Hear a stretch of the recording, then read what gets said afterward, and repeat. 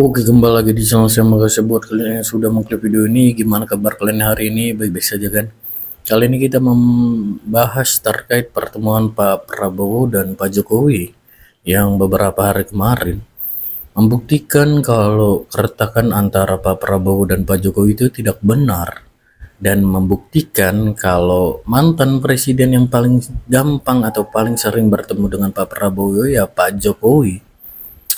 Dan kali ini langsung dibahas para tokoh-tokoh ya. Kita lihat langsung gimana videonya. Sebelum kita ke videonya, bantu like, subscribe, dan share dulu video ini. Tidak tunggu lama, kita ke video langsung. Let's go. Apa sebetulnya isunya? Tetapi politik itu bisa dibaca dengan dua lapis, yaitu lapis yang tidak diucapkan dan lapis yang sebetulnya diucapkan tapi tidak ingin diketahui. Jago memang berkata-kata ya. Unsurnya itu. Tapi tentu bukan tidak memerlukan bocoran, tapi dengan persepsi yang agak kuat dan ketat secara metodologis kita bisa duga dengan kuat bahwa tentu yang dibicarakan bukan sekedar kangen-kangenan tuh atau silaturahmi segala macam yang seperti yang biasa. Pak Jokowi berkunjung, Pak Prabowo berkunjung karena sahabat lama. Iya, persahabatan itu tentu saja bagus sekali untuk diperlihatkan. Tetapi kalau pertemuan antara dua tokoh, tentu itu bukan pertemuan dua sahabat di dalam kondisi politik hari-hari ini kan. Dengan Pak Jokowi aja, Pak Prabowo dengan Gibran itu harmonis, itu juga konstruksi. Iya. Betul. Ya, jadi betul. mereka retak itu juga konstruksi. Betul. Sama-sama. Tapi menurut Anda lagi retak apa enggak? Oh, saya sejak Pak Prabowo menemui Ibu Mega pada malam Lebaran Idul Fitri yang kemarin, saya sudah mengatakan sinyal kuat bahwa terjadi keretakan. Cuma saat itu masih 10%. Nah, sekarang jadi berapa? Sekarang sudah sampai ke angka 70%. Nanti terbelahnya 27-28 itu. Nah, itu bukan lagi retak, terbelah. Kalau retak itu kan tetap menyatu. ya, Ya, kelihatannya. Ya, ini retak nih, menyatu. Tapi kalau udah terbelah. Tapi yang kedua yang sebenarnya secara prinsip pertemuan semacam ini tentu tidak lahir dalam ruang hampa. Pesan-pesannya banyak, misalnya banyak pihak yang mendengarai ini kan menjadi penegas bahwa sebenarnya hubungan politik antara Pak Prabowo Subianto dengan Pak Jokowi itu baik-baik saja. Karena dulu waktu terjadi reshuffle beberapa minggu yang lalu, itu kan dikesankan ada hubungan yang tidak baik. Ya. Ada disharmonisasi hubungan antara Solo dengan Kertanegara. Karena konon ada sejumlah menteri dan bahkan mayoritas menteri-menterinya itu disebut sebagai Jokowismen. Seperti Pak Budi Ari, Sri Mulyani, dan seterusnya, dan seterusnya. Publik menangkap ada gonjang-ganjing, ada sesuatu yang terputus dalam komunikasi ini. Tapi pertemuan kemarin tanggal 4 ya, bulan Oktober, hari Sabtu, ini kan mempertebal bahwa sebenarnya kedua tokoh ini melampaui hubungan-hubungan yang disebut dengan gonjang-ganjing terkait dengan reshuffle kabinet yang kemarin ya. Nah, yang ketiga, tentu publik juga menerka, ini pasti ada sesuatu yang dibicarakan secara spesifik dan pembicaraannya itu tentu tidak bisa lewat telepon, Ya, karena tidak tertutup. bisa lewat Zoom, dan tentu saja banyak sekali off the record-nya yang tidak diketahui oleh publik. Nah, soal apa materi pembicaraannya, tadi Pak Pras mengatakan ya ada sesuatu tentang kebangsaan. Kalau istana saja sudah tidak membocorkan apa yang diomongkan, apalagi orang luar tadi. Paling cuma nebak-nebak, oh ini paling bicara tentang situasi dan kondisi hari ini yang terus berkembang, ya ada demonstrasi, ada protes, situasi ekonomi, soal Nah, itu yang menarik. Soal apa namanya terkait dengan supremasi hukum dan seterusnya. Itu yang menarik tadi, Anda langsung singgung. Ini setelah, ya mohon maaf bukannya mengulik-ngulik lagi kemarin peristiwa kelam ya, di bulan Agustus, seperti ini yang pertama kali mereka bertemu kembali, Pak Jokowi dengan Pak Prabowo, untuk apa ya, sepertinya juga menetralisir lah suasana yang kemarin ini penuh spekulasi pada saat demonstrasi kemarin. Tapi yang ingin saya tanyakan sebenarnya apa sih implikasi pertemuan ini terhadap kontinuitas kebijakannya, pemerintahannya Pak Jokowi, legasinya Pak Jokowi di era Pak Prabowo sekarang? Kalau kita mau jujur sebenarnya banyak hal yang memang sesuatu yang dilanjutkan oleh Pak Prabowo terkait dengan kebijakan Pak Jokowi. Tapi banyak juga yang sebenarnya Pak Prabowo itu punya legasi yang saya kira memang menjadi program prioritas. Misalnya soal IKN, betul dilanjutkan tapi kan tidak terlampau menjadi prioritas. Dan bahkan baru tahun 2028 kalau tidak salah, IKN itu baru menjadi kota politik. Kalau Pak Jokowi yang masih jadi presiden, rasa-rasanya nggak lama setelah 2024 mungkin IKN itu akan segera menjadi ibu kota. Jadi ada sesuatu yang terus dilanjutkan tapi tidak terlampau gaspol seperti pemerintahan sebelumnya. Begitupun misalnya kalau kita melihat style politik dari Pak Jokowi memang cukup agresif dalam konteks membangun infrastruktur. Kita lihat selama Prabowo, bulan ini adalah bulan 1 tahun persis bagaimana Pak Prabowo itu dilantik, kita melihat pembangunan infrastruktur tidak terlampau kelihatan signifikan, Radi. Meski misalnya di bulan ini sudah mulai akan dibangun infrastruktur pertama oleh Pak Prabowo, dan Pak Prabowo itu justru lebih banyak misalnya membuat kebijakan-kebijakan yang down to earth seperti program makan bergizi gratis, terkait dengan koperasi desa merah putih, terkait dengan ketahanan pangan dan seterusnya. Sesuatu yang tidak terlampau kelihatan tampak di mata seperti infrastruktur, tapi kemanfaatannya itu difungsikan bagaimana ekosistem masyarakat yang di bawah itu mulai berdenyut karena ada keinginan membangun Indonesia tapi melupakan desa, melupakan daerah, itu sesuatu yang mustahil. Karenanya program-program Pak Prabowo itu adalah membangun Indonesia dari daerah, membangun program dari desa dengan ekosistem ekonomi dan kehidupan dimunculkan.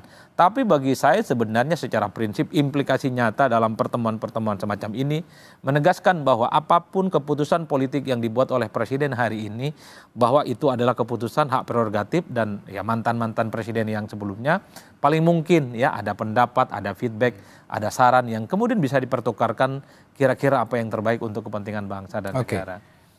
Tapi ini pertemuan Pak Jokowi dengan Pak Prabowo yang memang privat gitu ya, tidak ada yang tahu isi pembicaraannya.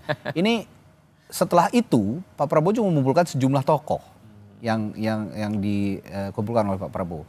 Ada relevansinya nggak kira-kira dengan pertemuan yang sebelumnya dilakukan dengan Pak Jokowi? Ya pasti ada relevansinya. Sepertinya memang pemerintahan hari ini mencoba untuk mendapatkan begitu banyak spotlight, semacam insight.